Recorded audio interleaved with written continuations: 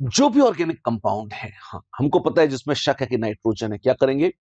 Concentrated sulphuric acid के साथ उस ऑर्गेनिक कंपाउंड को खूब गर्म करो, खूब गर्म करो, खूब गर्म करो। Heat the given substance with conc sulphuric acid. जितनी भी नाइट्रोजन है वो सब अमोनियम सल्फेट में परिवर्तित हो जाती है। अच्छा, फिर क्या होगा?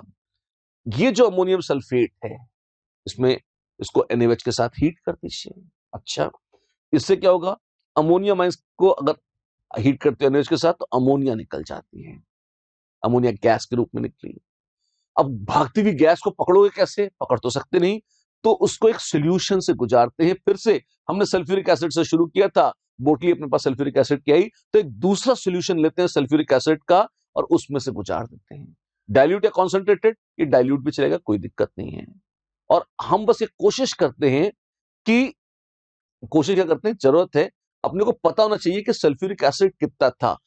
स्टैंडर्ड एक्सेस सॉल्यूशन है सल्फ्यूरिक एसिड का। स्टैंडर्ड मतलब कंसंट्रेशन पता था, वॉल्यूम नाप सकते हैं, तो मोल निकाल सकते हैं, इतने मोल सल्फ्यूरिक एसिड के थे। हाँ जी, और अंदाजे से थोड़ा ज्यादा ही लेते हैं ताकि सल्फ्यूरिक एसिड कम नहीं पड़ जाए, अमोनिया बच के जाने ना पाए। ठीक है, इतना सल्फ्यूरिक एसिड था।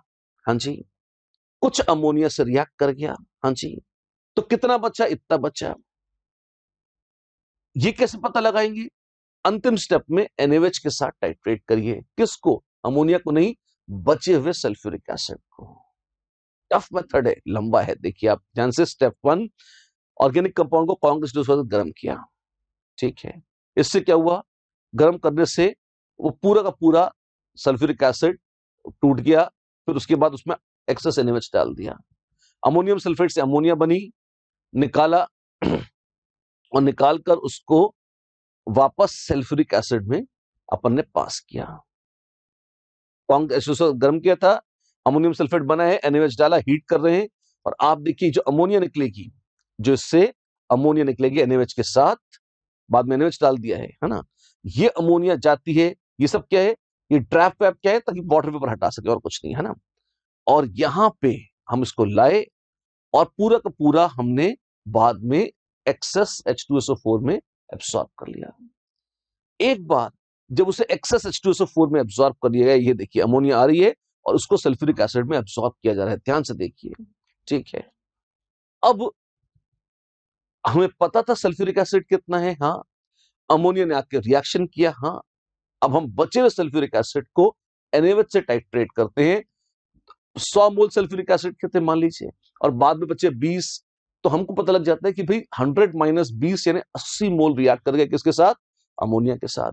तो अमोनिया कितनी थी? तो हमें अमोनिया के मोल्स मिल जाएंगे, और अमोनिया की नाइट्रोजन सारी की सारी आई है किससे? ऑर्गेनिक कंपाउंड से। हे राम, तो ऑर्गेनिक कंपाउंड में कितनी नाइट्रोजन थी? ये हमको मिल जाएगी। बहुत लंबा मेथड है जैसे भी, पर ज्यादा एक्यूरेट है, लोग खुश रहते हैं इससे। जेल्डास मेथड कहलाता है ये। ठीक है। अनयूज्ड सल्फ्यूरिक एसिड को अल्कली से टाइट्रेट करके अंतिम स्टेप में पता लगाते हैं कि सल्फ्यूरिक एसिड बचा कितना था अमोनिया से रिएक्शन के बाद। इतना सल्फ्यूरिक एसिड लिया था, अमोनिया से रिएक्शन के बाद इतना बचा, तो अमोनिया कितनी निकली ये पता लग जाता है, उससे काम चलाते हैं आगे फिर। ठीक है, ध्यान रखना, ये तभी संभव है। पहले स्टेप में क्या था? Organic compound plus conc H2SO4, और सारा का सारा मिल रहा था अमोनियम सल्फेट, -3 में नाइट्रोजन। नाइट्रो कंपाउंड अगर होंगे, एजो कंपाउंड्स होंगे, या एरोमेटिक रिंग्स जिसमें बहुत स्टेबल होती है नाइट्रोजन, उसमें होगा, तो they will never give you Kjeldahl's test. क्यों? क्योंकि वो कॉन्क H2SO4 के साथ रिएक्ट करके अमोनियम सल्फेट नहीं बनाएंगे। क्यों? नाइट्रो तो पहले से ऑक्सीडाइज्ड है, -3 में नाइट्रोजन नहीं है, तो वो अमोनियम नहीं बनाएगा। एजो ग्रुप्स का भी ऑक्सीडेशन नंबर का घपला है, वो नहीं बनाएंगे। और pyridine में नाइट्रोजन भले ही हो -3 में, बहुत स्टेबल है, वो टूटकर अमोनियम आयन बनाएगी नहीं, वही पड़ी रहेगी। इसलिए these compounds are exceptions to Kjeldahl's method. ये एक्सेप्शंस याद रखना ज्यादा वैल्यूबल है, कैलकुलेशन उतना वैल्यूबल नहीं है, क्योंकि बहुत लंबी कैलकुलेशन है और फटाफट पेपर में अगर आएगा तो ये करने लायक क्वेश्चन नहीं होगा। इसलिए तो आप तो क्वेश्चन करा रहे हो, एक तो आपको कराना पड़ेगा, कराते हैं। 0.28 ग्राम्स ऑफ नाइट्रोजनस कंपाउंड। अच्छा, तो mass of organic compound is 0.28 grams. वो सब्जेक्टेड टू जेल्डास मेथड, ठीक है, और उससे 0.17 ग्राम्स अमोनिया मिल गई। सारा ड्रामा छोड़ के डायरेक्ट बोल दिया इतनी अमोनिया है, यानी कि 0.17 अपॉन 17 यानी कि 0.01 मोल हैं अमोनिया के, यानी कि 0.01 मोल हैं नाइट्रोजन एटम्स के, क्योंकि हाइड्रोजन कहीं से भी आए, नाइट्रोजन सारी की सारी ऑर्गेनिक कंपाउंड से आएंगे।